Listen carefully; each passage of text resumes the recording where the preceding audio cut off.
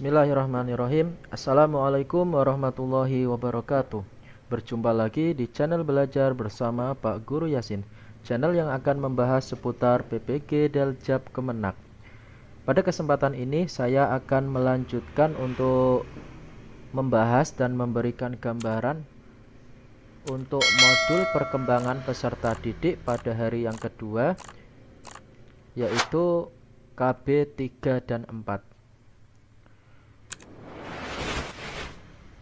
Saya ingatkan kembali lagi untuk tiap modul akan dibahas dan dikerjakan resumnya sebanyak 4 KB. Di hari pertama tugasnya yaitu KB 1 dan 2, sedangkan di hari kedua yaitu KB 3 dan 4. Untuk KB 3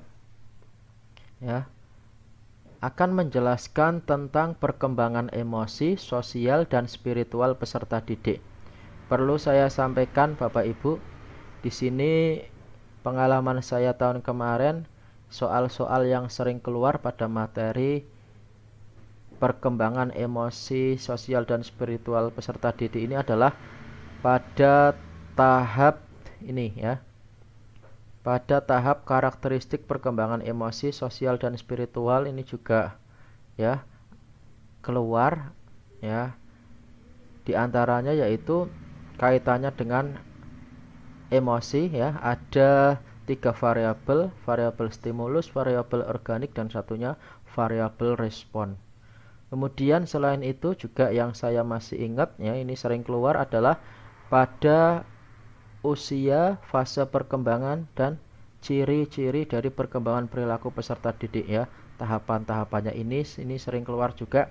Sebagai contoh saya ambilkan salah satunya yaitu fase yang dinamakan autonomi versus SEM Sini usia 2-3 tahun.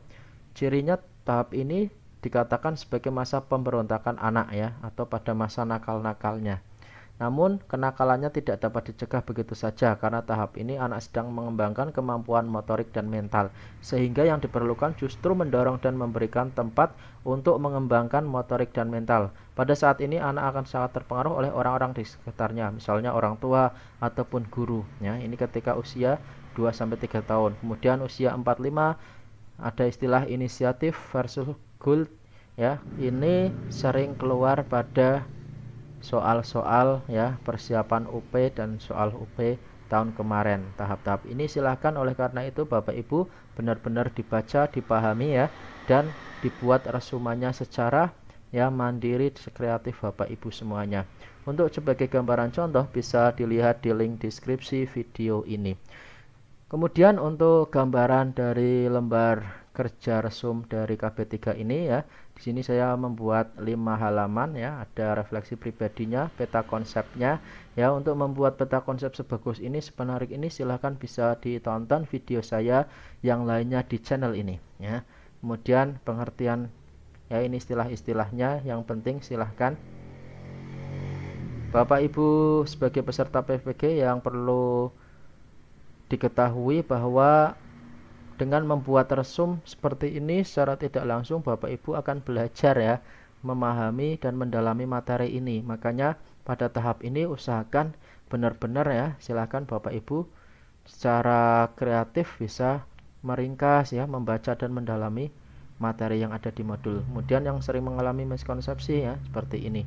Itu untuk gambaran KB 3. Kemudian untuk KB 4-nya apa yang akan dibahas nanti di sini berkaitan dengan karakteristik pembelajaran PAI di abad 21 Bapak Ibu Maksudnya abad 21 apa Kalau cara gampangnya yaitu kita hidup di zaman yang serba modern zaman globalisasi yang mana cirinya salah satunya yaitu kemajuan adanya teknologi informasi.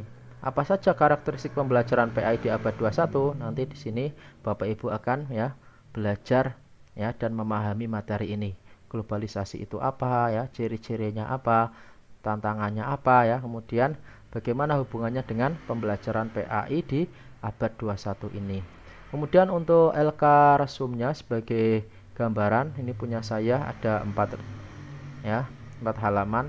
Sini saya selalu membuat refleksi pribadi, ada peta konsep ya istilah-istilahnya, sehingga nilainya pun alhamdulillah ya sangat memuaskan ketika kita membuatnya dengan lengkap ya. Demikian Bapak Ibu untuk gambaran modul perkembangan peserta didik pada hari yang kedua, yaitu KB 3 dan 4. Mudah-mudahan ya dari sedikit penjelasan ini bisa memberikan manfaat dan Bapak Ibu tetap semangat ya. Semoga dimudahkan dalam mengerjakan setiap tugas-tugas PPG-nya. Jangan lupa ya, jaga kesehatannya. Kemudian juga jangan lupa tetap luangkan untuk istirahat ya, jangan dibuat sepaneng. Semoga Bapak Ibu bisa lulus sampai tahap akhir nanti ya. Kurang lebihnya mohon maaf. Wassalamualaikum warahmatullahi wabarakatuh.